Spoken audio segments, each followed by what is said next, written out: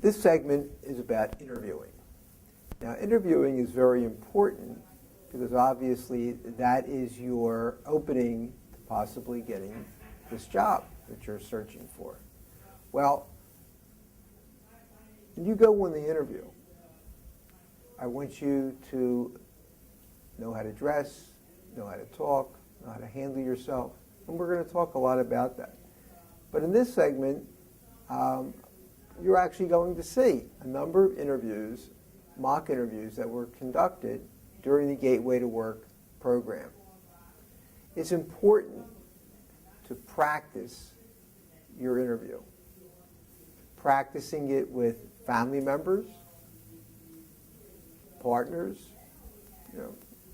people that you work with every day, because the more that you practice it, the more that you feel comfortable about talking about either your gaps in employment, your work history, your training, just about yourself, and how to deal with the prospective employer. What questions to ask. Practice is extremely important. So we're going to look at some interviews, and so let's see how well and what the participants of the Gateway to Work program did during the course of their mock interviews. Now we're going to show that? Mm-hmm. Okay. And now I'm just going to do like a summation. Yeah. Okay. Now that you have had an opportunity to view numerous interviews that were actually conducted during the Gateway to Work class, hopefully you will have been able to garner some real good, positive tools, techniques that made these interviews a success. Also, maybe there's some things that you saw during the course of these mock interviews that you do not want to do when you go in the interview.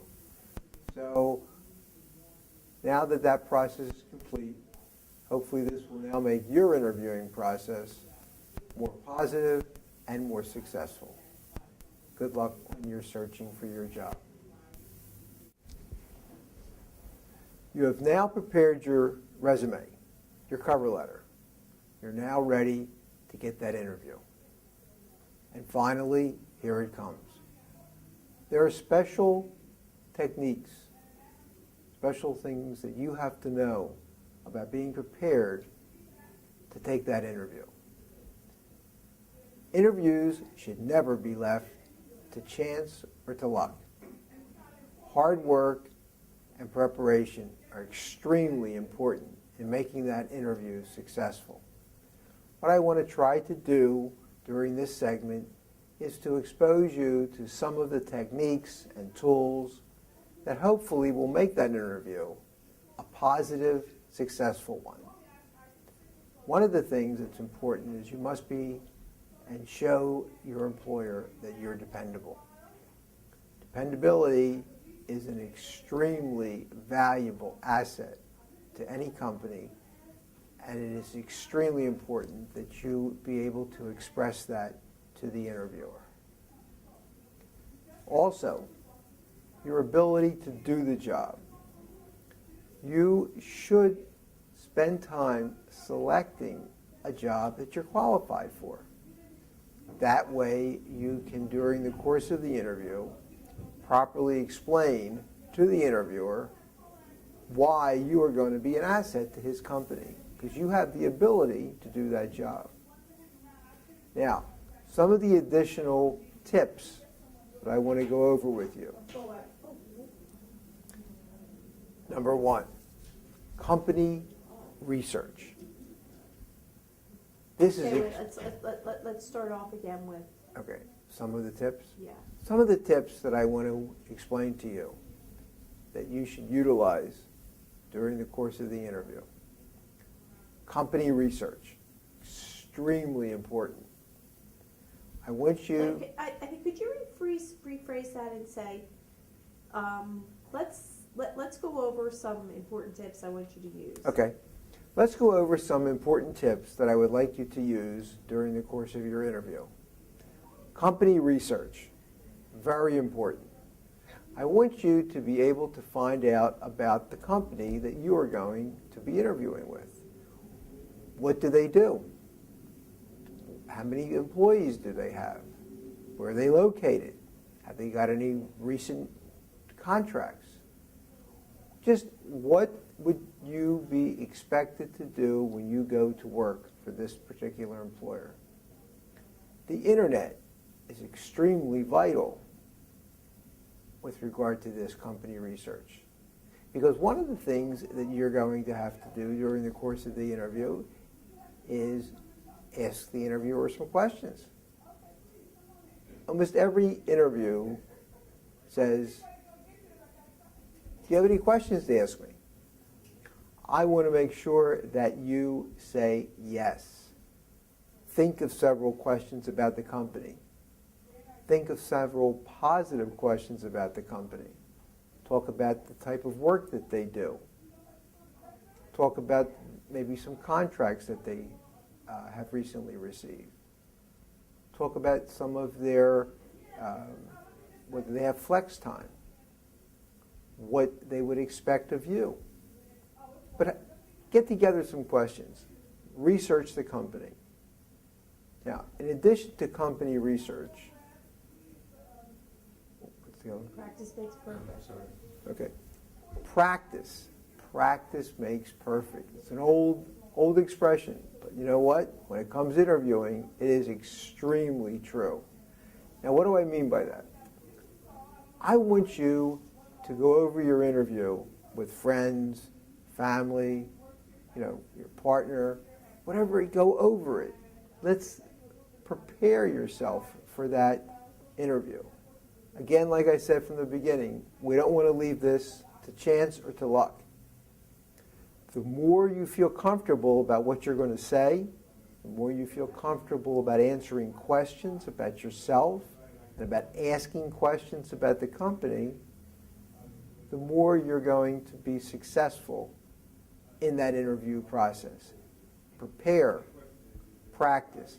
I've even recommended to some people to go on several interviews, possibly for jobs they may not either feel they're even going to get, because it's practice.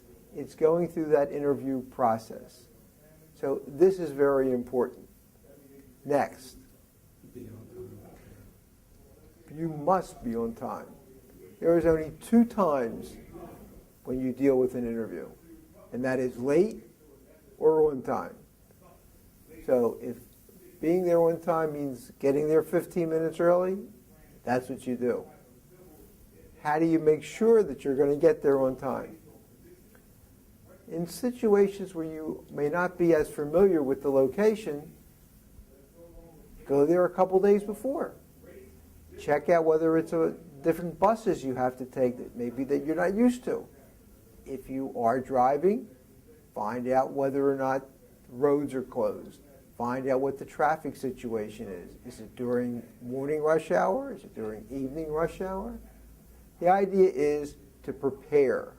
Okay? Do not leave how to get there, transportation, time. Do not leave that to chance. In addition to time, Stay as calm as possible. you must enter that interview with Can I confidence. just say something? Yes. That you forgot to mention about knowing your interviewer's name and bringing your resume, like all your... Is that under prepared? Yeah. You had that be on time and be prepared. Okay. All right. I'll do a separate one on be prepared. Okay. Okay. you wanna pick So why don't I that do up? that now? Yeah. Okay. Be Okay. In addition to getting there on time, what I want you to do is to be prepared. Now, being prepared has a lot to do with what you are going to bring to that interview. You want to make sure that you have several copies of your resume.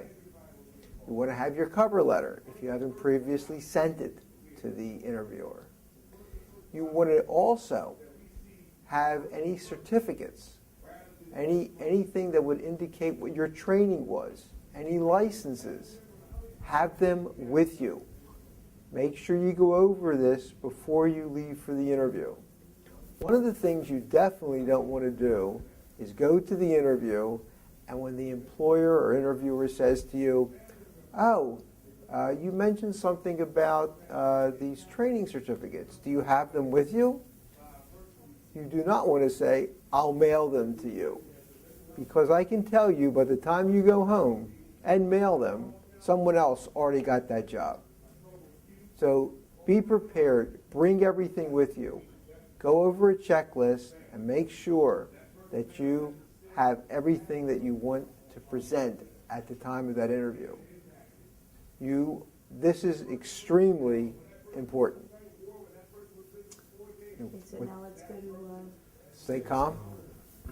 It's also important to stay calm.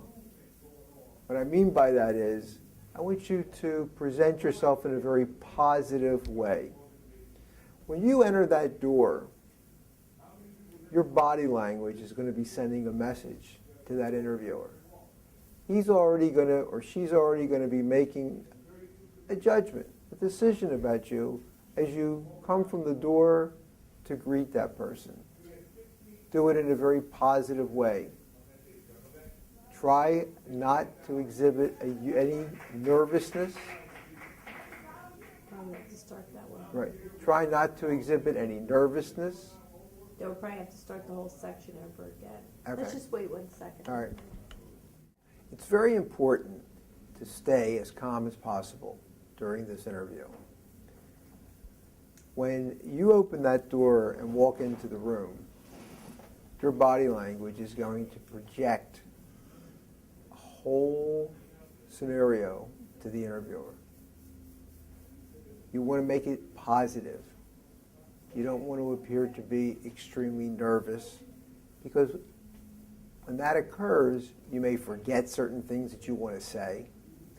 You may speak too quickly, or you may wind up rambling and saying more than you want to say.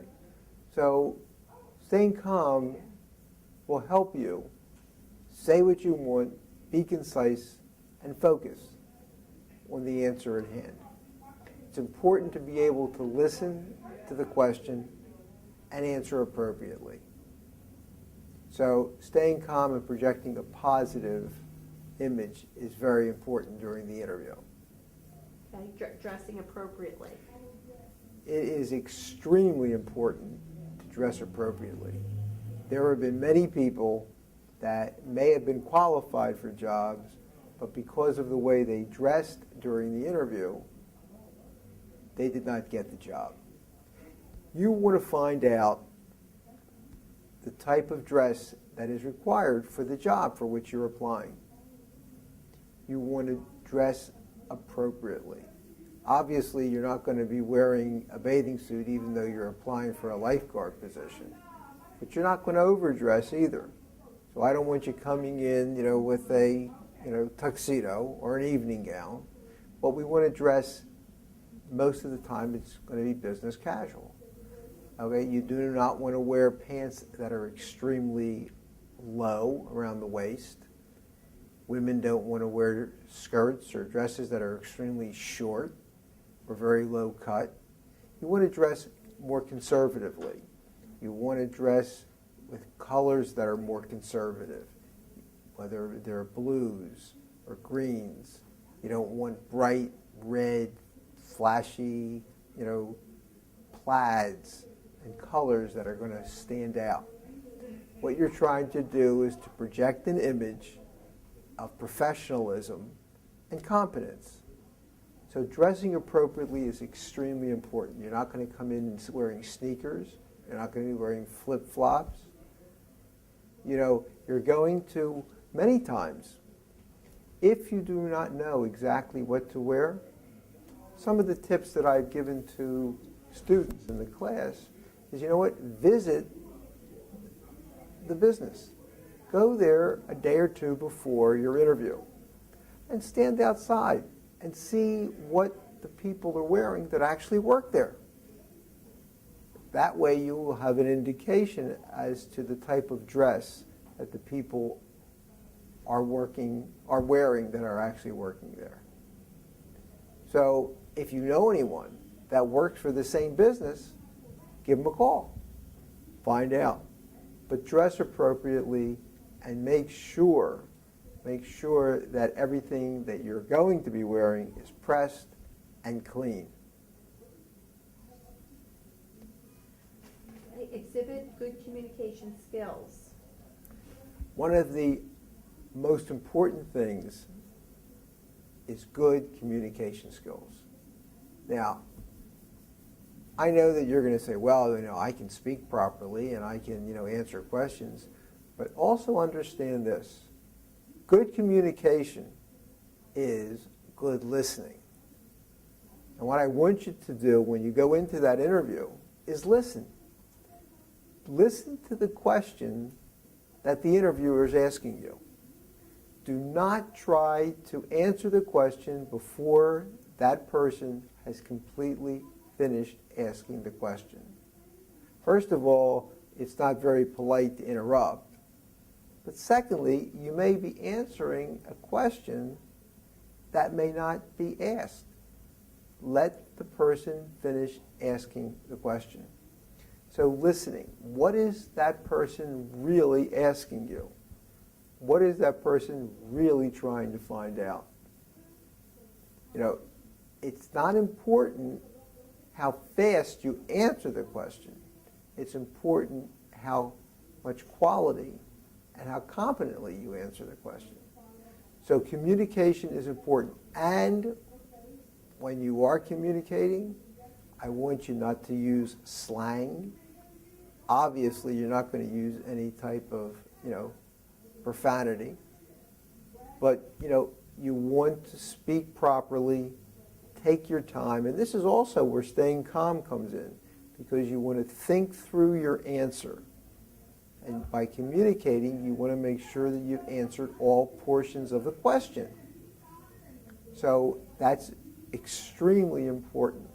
Listen, gather your thoughts together, come up with your answer, and make sure that it's full and complete, but do not ramble and keep going on and on. And it's important also to make good eye contact with the interviewer. That's also part of good communication. When you walk in, you want to shake hands, introduce yourself, and remember to address that person as Mr. or Ms. unless they say it's okay to call me Bill or Tom by their first name. So these all go together with regard to communication. And this is where the practice part comes in. Because when you go in to the interview, if you feel comfortable because you've done it over and over again, it becomes second nature. Practice good communication. Very important tips. Some generally asked questions. Now, part of preparation, when we talked about being prepared, was not only just bringing certain things to the interview, but you being prepared yourself.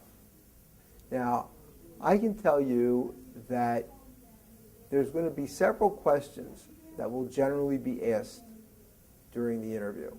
They may not use these exact words, but these are the questions that you're going to get.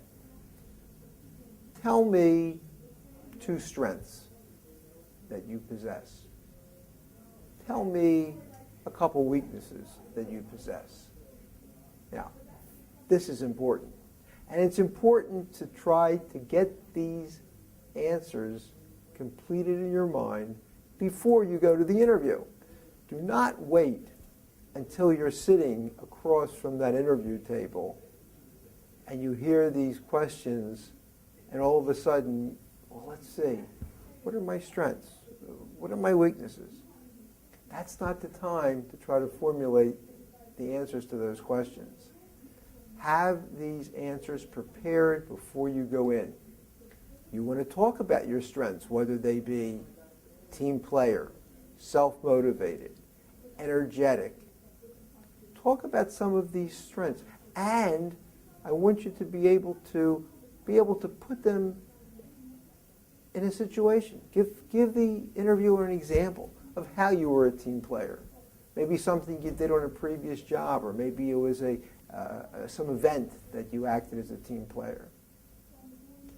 So think about these questions and answers before. Also, weaknesses. Many people are afraid to admit they have a weakness. We're all human. Everyone has a weakness. Let me give you a real good example of how you can talk about a weakness, but make it a positive. The interviewer says, "Can you tell me a weakness about yourself?" You can say, "Well, in the past, I was just unable to accept criticism. I used to get all upset. It used to bother me a lot.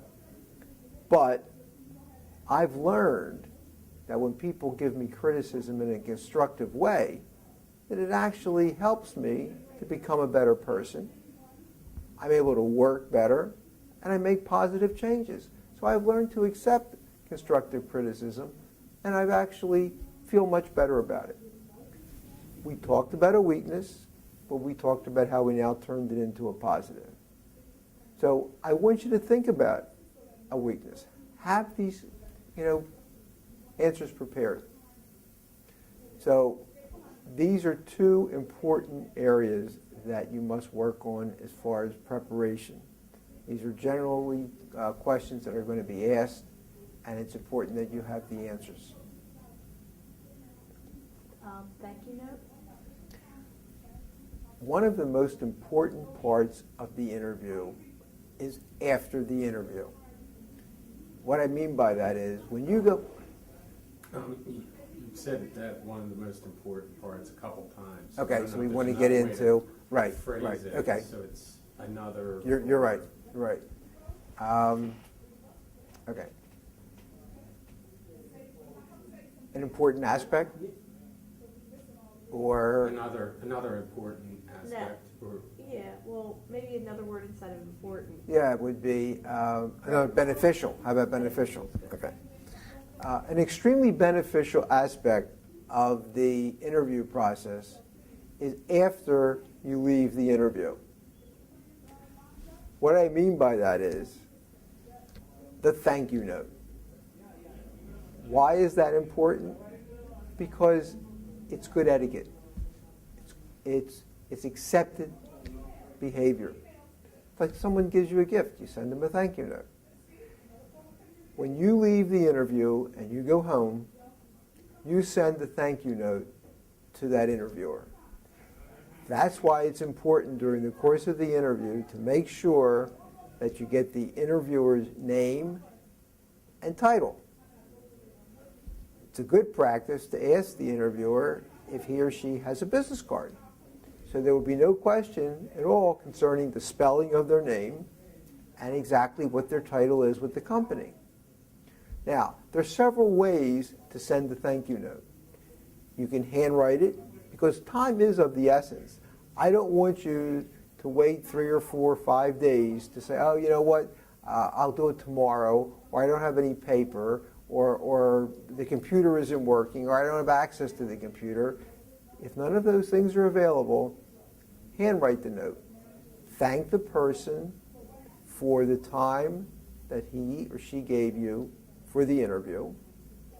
Reiterate your desire for the job, and maybe also in that thank you note, you might have forgotten to tell the interviewer something about yourself that would, help you get the job. And you can put that in there. Oh, I forgot to mention that during the summer I had this experience, which I think would be important, and be another asset, to me having this job with your company. But it's important to thank the person and let them know that you're really interested in the job. Now, writing that note, I can't guarantee you that by sending a thank you note, you're going to get the job. But I can tell you that by not writing it, there is a greater likelihood that you won't get the job. Because the interviewer expects that thank you note, and it's important that you follow through and do it. So you can handwrite it, you can use email, or you can print it out on a computer and send it. But don't put it off. It's extremely important to do it right away. Knowing your rights. Now, this is also an important aspect of the entire interview process. There are numerous questions that could possibly be asked to you by an interviewer that you may feel obligated or possibly intimidated to attempt to answer. But there are many questions that the interviewer does not have a right to ask that really has nothing to do with your ability or competence to perform that job. I want to give you examples of some of these types of questions. And then after I tell you the types of questions, I'm going to give you several ways to deal with answering them. 1, have you ever been arrested? Now, you don't have to answer that question. That question actually is an illegal question. See, we're not talking about a conviction. We're talking about an arrest. So it's not the business of the employer to ask you if you've been arrested before, because that arrest may not have turned into a conviction. It may have been thrown out. It may have been mistaken identity. So that question you do not have to answer legally. How much do you weigh? How many children do you have? What is your sexual preference? What is your religious preference? These questions really have nothing to do with your ability to perform that job. These questions are not allowed to be asked by an employer. Are you married? Do you go to church? These questions, again, not allowed to be asked. Now, the position that you are in when you're sitting at that interview table, I need a job. I want to get this job. So you feel that I better answer this question, and then you start thinking, how do I answer this question? This is where you really fall into an extreme dilemma, because you may be fearful that if you do not answer the question, the person is not going to hire you. On the other hand, the answer, you may feel, may cause you not to get the job. So if you are asked a question that the employer is not allowed to ask, you can, 1, gently refuse to answer the question.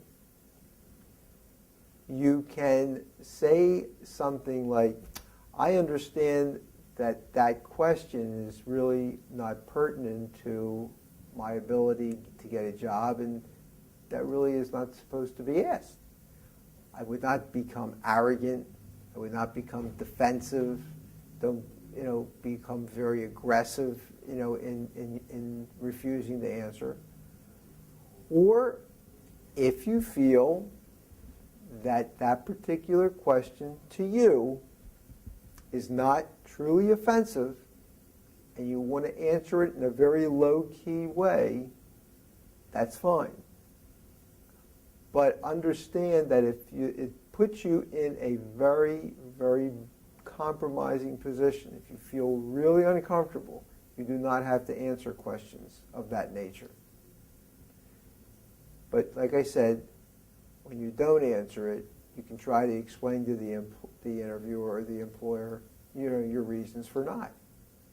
Now, let's deal with a question where the employer says to you, have you ever been convicted of a crime? Now that question, they're allowed to ask. Again, how do you answer that question? And again, what are your rights in answering that question? What you want to do is to try to answer the question directly, succinctly, and as briefly as possible. Do not go into your entire criminal background, detail by detail by detail. If for some reason you were involved with selling some type of narcotics. You may want to say, I do have a prior conviction for the sale of drugs. But, and the but is important. Talk about what you've done to make changes in your life. Talk about the positive things. If you're going to dwell on anything, I want you to dwell on that. Talk about how you've become an improved person. Talk about what activities you've been involved with since that time that really have made you an improved person, that actually will make you be an asset to that employer. When the employer talks to, or asks you a question concerning, were you ever in jail? Some of the things you may want to talk about are what you actually lost when you went to jail. You could talk about the effect of the loss of your freedom, the loss of being with your family, the loss of different possessions, and how that made you feel, how you learned to accept responsibility for yourself, how you learned how to become a more positive person. But understand that you have no legal obligation to write a book when you're talking to this employer and answering these questions. So I want you to think about these questions. You may even want to think about the questions prior to going into the interview. Think about whether or not you will be prepared or feel comfortable about answering these questions if they are asked to you prior to going into that interview. Because if you prepare an answer, and this goes back to also to preparation, if you prepare an answer that you feel comfortable with, and that you're able to, present in a calm, competent way, so at the time of the interview, when this question comes up, whether it's about your weight or about your sexual preference or about your religion or whether you're married or whether you have children or whether you intend to have more children, you can deal with that question and you won't become upset or nervous because you'll have that answer prepared well in advance. And that's what's really important. Did we talk about anything else? Is that all right? Okay, so we're talking about the resume. Resume and cover letter.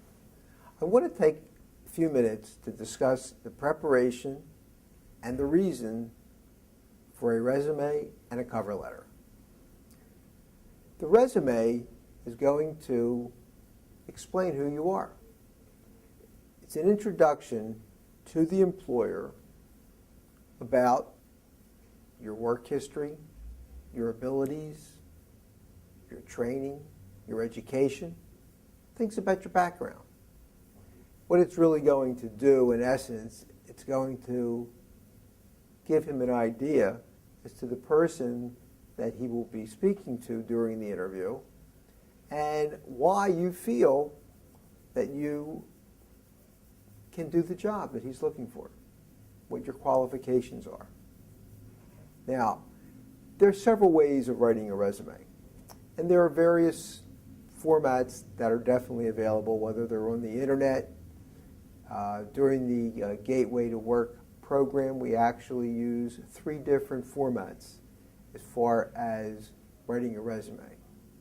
But whatever format you may decide that's best for you, the resume is going to contain the same information. It's just the way it's put down on paper.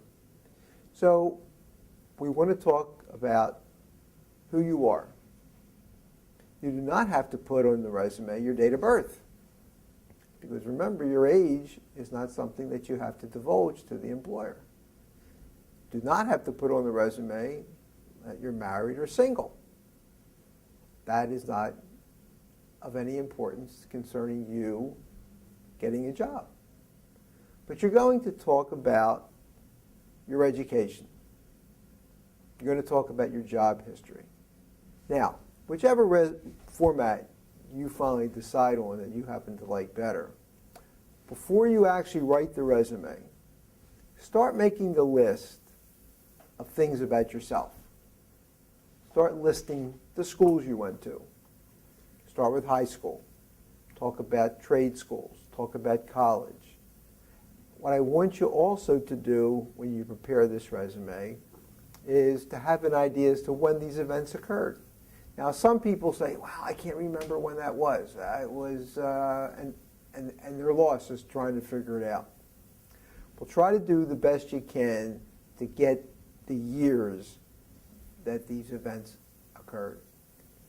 If you can get a month and a year, that's great. But let's at least get a time frame so that the prospective employer has an idea as to when these events happened. You're going to list the most recent event first, and you're going to go from that time backwards. So if you went to college and graduated in 2005, and that was the last educational institution you went to, that would be first.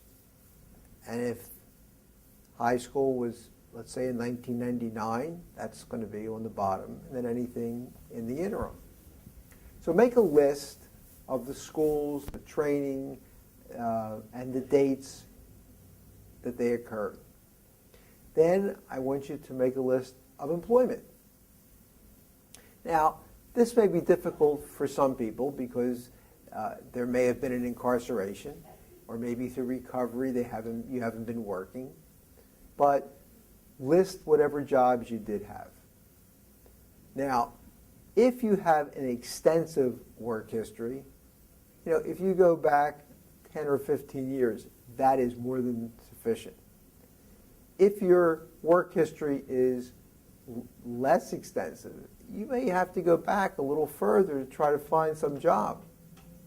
But if you can put down something, a job that you did have, maybe before something in your history occurred, it may be good because it can show your new employer that you did work and you had some experience. Now, in addition to work history, I want you also to list any training you had. Training can be whether you came to a program like PROACT, whether you took some types of recovery training, whether you took classes concerning more positive thinking. Whatever type of training you had, make a list. Give the dates. Put down whether you received a certificate for it. And I want you to keep a copy of that certificate. Now, in addition to when training, there may be some certifications or other classes that you took. Now, it's important also to understand that if you were incarcerated for a period of time, let's talk about classes, training, programs that you attended while you were incarcerated. Because that shows that during that period of time, even though you were incarcerated, you didn't waste it. You did something positively. So preparation for that resume is extremely important. Group, training, certifications, dates, times, places. Now, you also want to talk about some hobbies, because sometimes hobbies had turned into jobs. So maybe if you had a hobby as an automotive mechanic, maybe working on cars, maybe you did that as a hobby, maybe when you were growing up, when your younger years. Put that in. What we're trying to do is to paint a picture of you to the employer. We want to try to show you as a total person. That's what the resume is hopefully going to be able to do. I want you to talk about all the positive things that you have done. Like I said, if the employment is sketchy, let's try to talk more about training. Let's talk about, even if it's religious activities, if you've gone to Bible studies, let's talk about some classes that you've taken. These are all important to put down on your resume. Now, You got your resume complete. Hold on just a second. Yeah. For some reason, the mic cut out a little bit. I don't know if it's where the cord is or, Is it still out? go ahead, talk again. Is it still out? No, it's back in again. Okay, maybe I had my hand over it. I don't know if it was pulling on the cord or something. Okay. Can you just put, yeah, it's kind of cutting in and out. Well, maybe- Oh, it's here. maybe the battery's gone. I went to the cover letter. Okay. Now that you've completed your resume, we have to transmit it to get it to this interviewer. And one of the additional items that goes along with the resume will be the cover letter.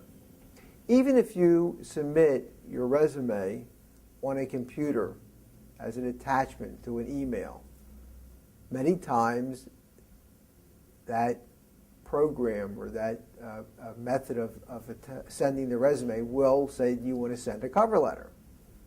The cover letter is the transmittal letter that sends the resume to the prospective employer. Now, the cover letter is also important because it definitely serves several vital factors. One, it helps to introduce you. It helps to tell the employer that you're sending a resume.